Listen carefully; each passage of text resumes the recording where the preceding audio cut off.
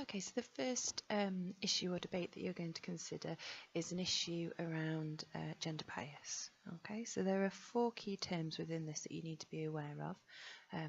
Androcentrism, or if, say, for example, research is androcentric, alpha bias, beta bias, and universality. So androcentrism is the idea that the researchers focus purely on men, and that the research is used in such a way that the expectation is that men's behaviour, whether acknowledged or not that it is only men's behaviour, that men's behaviour is considered the norm, whereas women, as opposed to being considered different, or female behaviour in general, feminine behaviour, isn't just different, a different type of way of behaving, it deviates from the norm itself, so it's abnormal.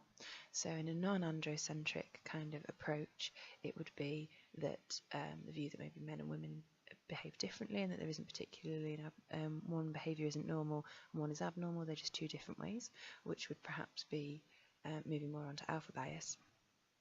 Whereas if something is quite androcentric, then the view is that this behaviour, which is generally a masculine or a traditionally normal male behaviour, is the norm, this is the correct way to behave, whereas any behaviours that generally traditionally are perhaps more feminine are considered abnormal behaviours, so the wrong way to behave. There is also a piece of terminology for female, which I believe is, I want to say, esocentric. I'll check that piece of terminology for you and put it slightly further down on the slide below. Which is the idea that the focus is on women. Traditionally, because of the history of psychology and in fact the history of general kind of gender inequality, androcentrism is much more common, and you'll be able to see it. And there's lots and lots of different ways, and the bullet points are considered below.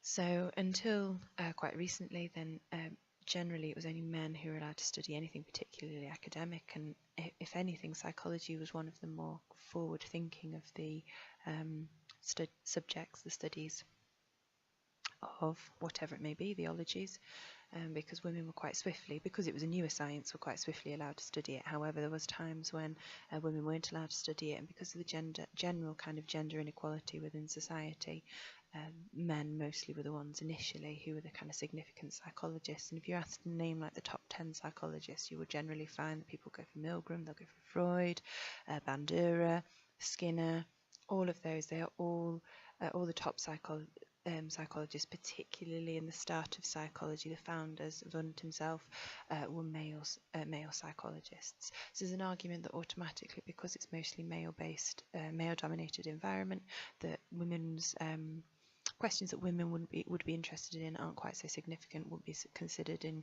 quite so much detail or even put forward to the table. So automatically, without even realising it necessarily, the way that psychology, the areas of psychology that are studied, the way they're studied, become very biased because it's more male dominated.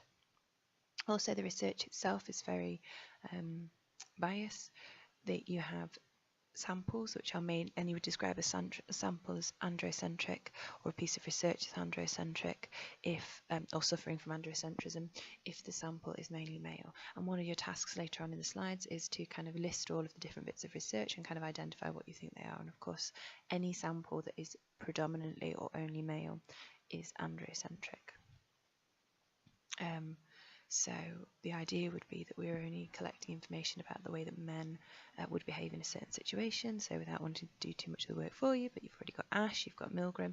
So although what they would do is they would then apply those results, they'd say, well, everybody has a high level of obedience, or has these two explanations of conformity, these 2 reasons for it, when in fact actually it could just be that that's the only way, that's the way that males approach a situation, whereas females approach it differently. But due to androcentrism, or the androcentric nature of the research, it's applied to everybody, but only really appropriate to be applied to males, or should at least be research. There should be research conducted or replicated related to females.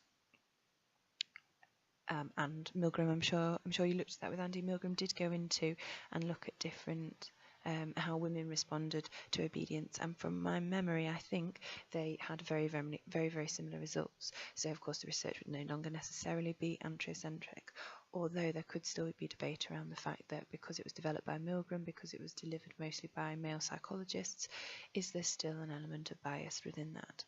And then the green-haired girl particularly considers what they call the medicalization of female behaviour. So, for example, the idea that PMS, so premenstrual syndrome, I think it is, so altering and linking emotions to the cycle within your cycle within the period, which you should all know about. The different types of rhythms, etc., etc. So if you want to refresh your knowledge of biological rhythms, you can do, and perhaps sneak a little bit of knowledge in there. Is the idea that the idea that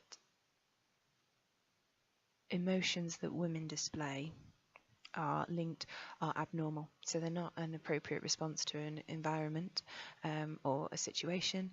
It's actually just because they're being controlled by their hormones and their menstrual cycle. Whereas again, the argument is that if men display anger, the view, or aggression or frustration, that's because it's completely normal, it's completely accepted within the environment. Oh, it must have been something within the situation. Whereas, and I'm sure a lot of you either seen this happen or personally experienced this comment made to you yourself, essentially if you get cross or frustrated about something or find something unfair or unequal, oh, you're on your period. And that's the idea of androcentrism. So male behaviours are seen as the norm, whereas anything that women do is seen as abnormal. Alpha bias is a key term which is kind of the opposite element of the beta bias, which we're going to look at in a moment. So this is where they overemphasise gender differences, or they claim there are bigger gender differences, so differences between men and women that don't necessarily exist or are used to our detriment, to the detriment of women. So it closely links with androcentrism. So we've got Freud, who we discussed in the approaches, and you could go and refresh your knowledge of, where he looked at various different things. So the idea of the psychosexual stages of development, and the fact that boys particularly experience castration anxiety within the phallic stage. And because of that, and you could talk about the Oedipus complex here, but then because of they experience castration anxiety, so the worry that the father would castrate them, they move away from the mother and they start to identify with the father. They then use the father, the process of identification, to develop the superego. Superego provides morals. So because men are worried that their father's going to cut off their penises because they fancy their mothers, they become more moral, according to Freud. Of course, which makes perfect sense. Now, there's an ever so slight issue with that around alpha bias. So it's the idea that women obviously don't have penises and therefore can't suffer from castration anxiety. They can't suffer from castration anxiety, so if they're not worried about their father chopping off their penis, then of course they can't identify, or their mother, they can't identify with one gender or the other, they can't identify with the mother, and therefore the development of the superego is much, much weaker, again, according to Freud. So Freud concluded then that women are morally much weaker than men. Again, linking back to the idea that male behaviours are kind of the norm, the ones that are accepted and considered appropriate, whereas female behaviours are inferior, inappropriate, and weak. There's a link after the word after superego. Don't be put off by the name of the website necessarily, because there's a lady called psychologist, a doctor called Karen Horney, which of course is an amazing name for somebody who challenges Freud's concepts, which are all about that. She particularly challenges the idea. So another element of Freud, which is sort of focused on alpha bias, is the idea of penis envy. So women, because we can't experience castration anxiety, are very, very jealous of men's penises, really, really want a penis. Karen Horney flips that, but more to make a point. So she is a contemporary of Freud, working in the 1920s and 1930s. She flips that idea, but it is essentially to point out kind of the sexist element of Freud's research, as opposed to, I think, one that she truly believes in. So it's a little bit tongue-in-cheek, I think, or that you might want to do a little bit more research about her. She's quite a fascinating woman. So she suggests that men suffer from something called, might be empty womb syndrome, or there's like a womb envy. So the idea that men are actually jealous of women because women are able to do this amazing thing to create life, and men aren't able to do that. So of course there's issues there where men are inferior to women. So again, it's kind of just making the point, trying to point out the hypocrisy within Freud's theory, really. There is also the sociobiological theory, so this links in with Darwin and the idea that Sociobiological theory, which is also linked into the idea of alpha bias. So this is focused on sexual selection, which is something that you look at if you look at relationships, which is a really interesting area within psychology.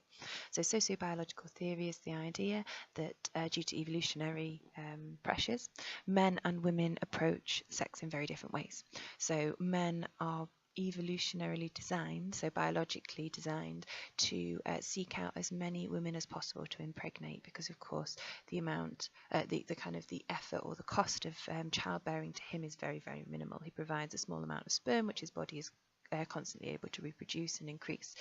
So he looks at something called short-term mating strategies, whereas women, which is very, very quick, essentially one-night stands, whereas women look for long-term mating strategies. So the focus there is on finding a man that they would want to spend a long period of time with, because they would be keen to maintain a partner because of the kind of pressure that childbearing gives, the amount of things they need to do.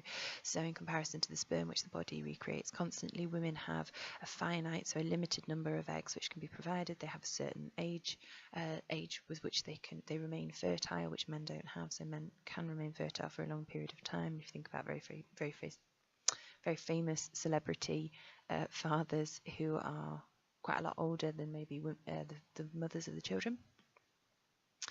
The amount of time they're pregnant for 9 months is a huge physical cost on the body, that particularly towards the end they're not necessarily able to protect themselves so much from the harsh environments that we first originally kind of lived in.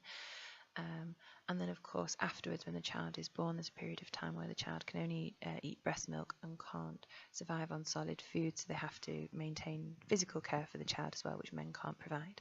So alpha bias, the overemphasis of gender differences, and we're going to look in the evaluation points how that isn't necessarily always the case, that we're really evolutionary designed, men short term, women long term. There is a difference, but for the purposes of alpha bias, they overemphasize the gender differences. So women only want long term partners that they will remain in a relationship with, who can provide them support because of the physical costs of childbearing, whereas men are always looking for short-term relationships, so they can move on and impregnate as many women as possible to kind of pass on their genetic qualities, their genetics itself. So the complete opposite of alpha bias would be beta bias. So these theories minimize gender differences. So they generally, not always, but generally they conduct research mostly focused on male samples, etc., etc., as we discussed earlier in androcentrism, and then they try and apply those to everybody. So because we found this in a male sample, we must be able to apply it to everybody. Nobody would behave differently in any way. And of course we can look at that cultural bias. Cultural bias, there's lots of different ways that can be applied, but in this case specifically we're focusing on gender bias. You're already aware, because you spoke about with Andy, the fight or flight response, which is the focus was on male, particularly when they conducted the research on male animals, and the explanation for that was it allowed more kind of rigorous testing because of the fluctuations within female animals due to their cycles, their fertility cycles essentially. So they found the fight or flight response, which you're all experts in. Then a piece of research was done, and I know you've looked at this much more with Andy, so kind of review your notes from the first year, is the tend and befriend. So that's the idea that actually women aren't designed to consider fight or flight, but they're more kind of geared towards tending and befriending people, or whatever it may be.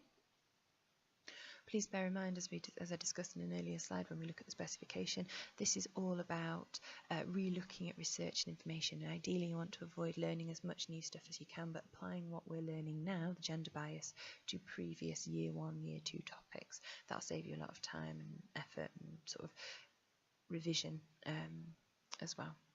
We also look at, we can also look for beta bias at Kohlberg's theory of moral development, which is fascinating pieces for research, which as far as I'm aware I don't think you cover with Andy, and you definitely don't cover with me, but it is worth a read. It's in the Green-Haired Girl book, it's in the Cat book, and there's a link below to kind of looking at it as well. You don't need to know a huge amount of detail, but it's just the idea that Kohlberg conducted some research. It was on a sample of all men, so it was an androcentric sample, or young boys at least, and from that he developed these stages. So much like Freud with psychosexual development, Kohlberg developed these stages of moral development. So at this age this is the kind of moral understanding they'd have, at this age it was this one. And a lady called Gilligan, a female psychologist called Gilligan, then went and reviewed Kohlberg's research and said that actually he's minimized this idea. So Kohlberg's developed these stages and said you'd think like this at this point and this at this point. When he did then go on to study women, he found that women, we possibly now, modern day psychologists would argue, was different. Kohlberg considered them inferior. So because their responses, the response of a 5-year-old male child to a 5-year-old female child was very different in their understanding, because they were presented with scenarios and asked, what would you do in this scenario? And it was about someone whose wife was unwell. What would you kind of expect this person to do? And women and men were very, very different in their approaches. So Kohlberg, essentially androcentrism, the idea again, men, this was the normal way, the normal kind of moral development. Women had weaker, inferior moral development. Gilligan came along, reviewed the research, did a bit more of her own, kind of considered everything, and actually challenged Kohlberg's theories, although I'm pretty sure they weren't contemporaries. I think Gilligan came quite a bit after Kohlberg, and said that men's focus was on justice. So kind of moral development was around the right and wrong, the justice of things, whereas Gilligan suggested that women's moral development and understanding was focused more on the ethics of care, so care providing that was given. And there's research in the books you can look at, there's the link underneath, which is quite an interesting one as well. So it's not that men and women are, one is right and one is wrong, it's that they were just different ways of approaching moral development. So men and women are different morally, but one isn't necessarily inferior from the other, according to Gilligan. And then finally, a nice key term to finish on, so the idea of universality. So previously, a lot of research, if we look at the key terms, androcentrism dominated by males within research. The samples were mostly male. It was all about overemphasizing gender differences, so men are very, very different from women, or beta bias, so ignoring them altogether, generally saying, oh, this is what we found using a male sample, it must apply to everybody, or the same gender, or the same culture, that kind of thing. And then universality is what we are aiming for, so it's the idea that it's a piece of, it's theory that can be applied to all people effectively, so it can be a unified way of explaining the human behaviour, whatever we're looking at, whatever it may be, moral development, psychosexual development, although that's quite a specific Freudian idea, whatever it may be, we can apply it to everybody, so it can be used as a unified theory to explain things, but then it also still allows for differences. So we do acknowledge that there are individual differences between people, that there are gender differences between people.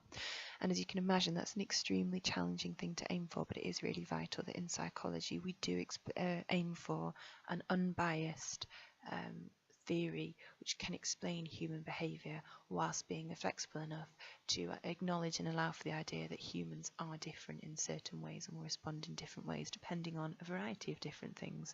But of course, because we're looking at gender differences here, the focus would be on gender differences. And as far as I'm aware, there's a very, very limited number of theories which kind of evidence this, and the majority of the ones we look at, particularly because they're quite historical or quite significant, quite key ones, that there aren't so many of them. But I would encourage you to have a look and kind of consider if there are any that you've previously looked at in year 1 or year 2, because that would allow a really nice kind of drawing together conclusion. If you were asked to write an essay piece, describe and evaluate gender bias, or discuss gender bias, would probably more likely be the key terms, so it'd be AO1 and AO3.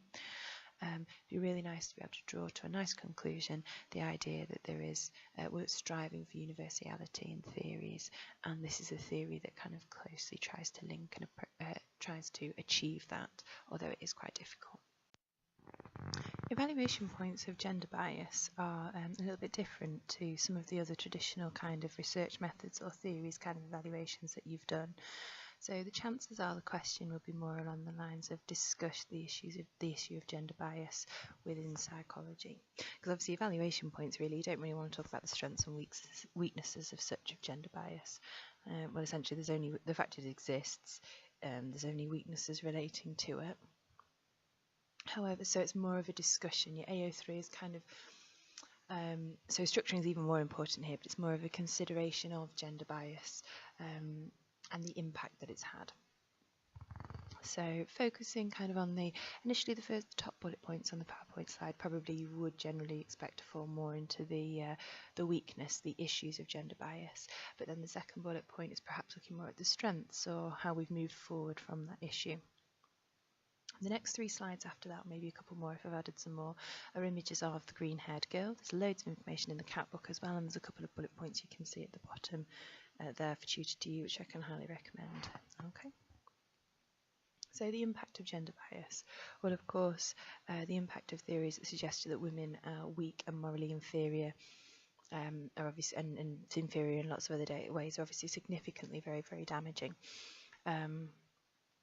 So that would be the bullet point in relation to the implications of gender bias. So the idea is exactly as it says there, so reinforcing stereotypes and encouraging kind of discriminatory practice in any way. So encouraging that yes, men and women are different and women are inferior if you have a look at this research.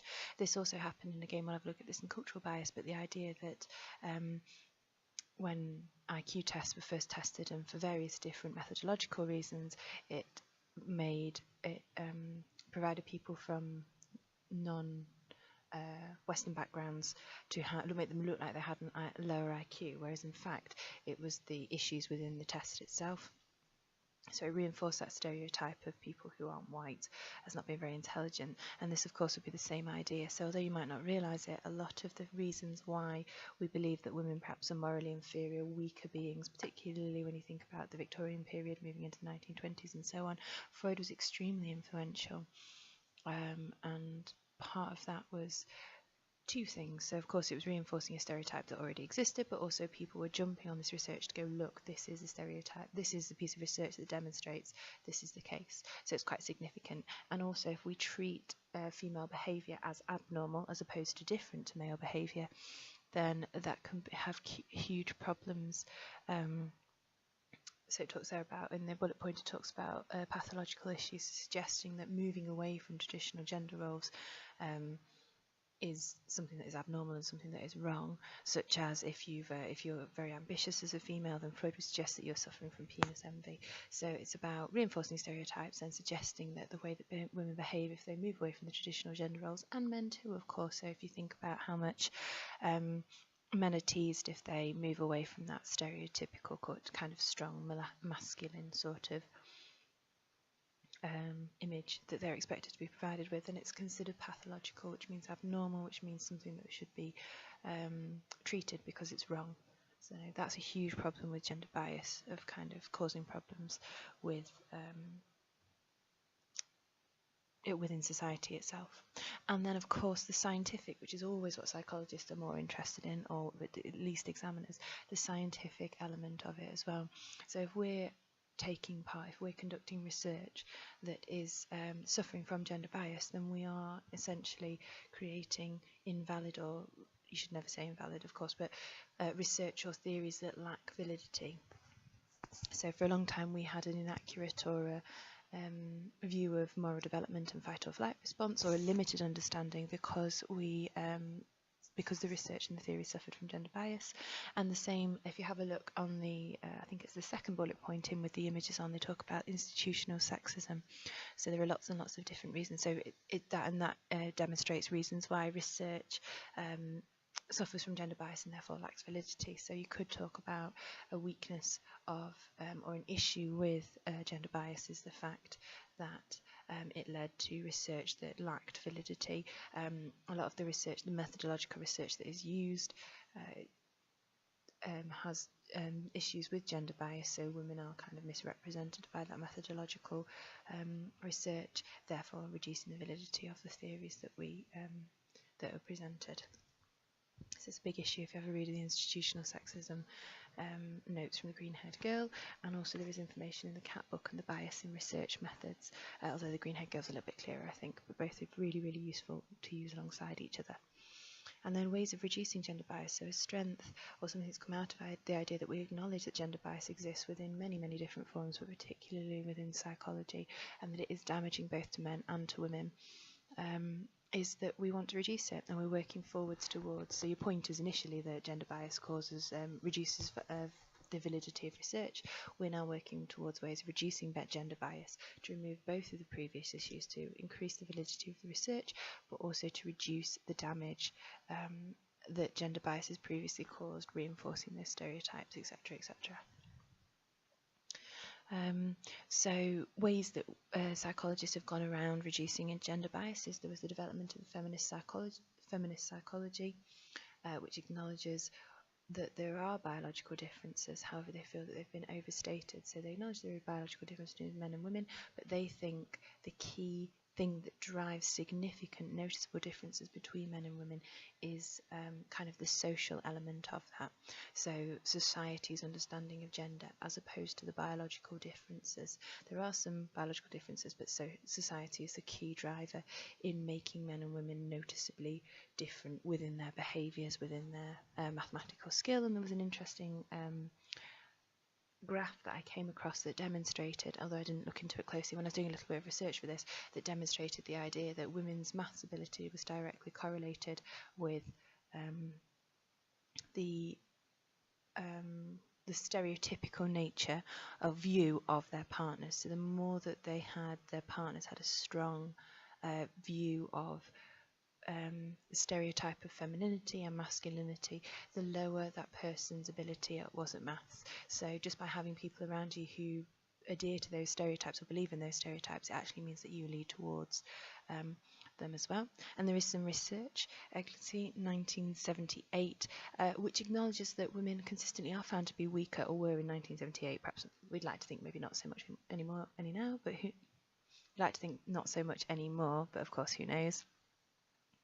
That women were particularly weaker leaders, but they led that to say, well, that doesn't mean that we should disregard them completely. It means that we should offer and provide support to develop those weaknesses or those areas for development, so that they can become strong leaders too, so they can represent 50% of the population in whatever their role is.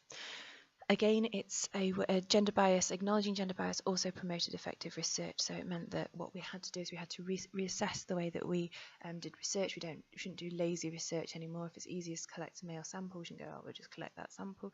You should seek out a sample. You should put in place. You should use stratified or systematic sampling. You need to be really careful to ensure that you have the most representative sample available. You need to think carefully about experimental methods. So consistently, there are issues which again in the Green-Haired Girl book and in the CAT book as well, that Egley and Johnson identify about experimental methods that disadvantage women. So it's really key that we consider those. And I'm sure there's also parallel research suggesting that certain experimental methods disadvantage men. The key thing that we should take from this is the idea that acknowledging this gender bias makes us better scientists, because we acknowledge it, we respond to it, and we change and make our research more valid.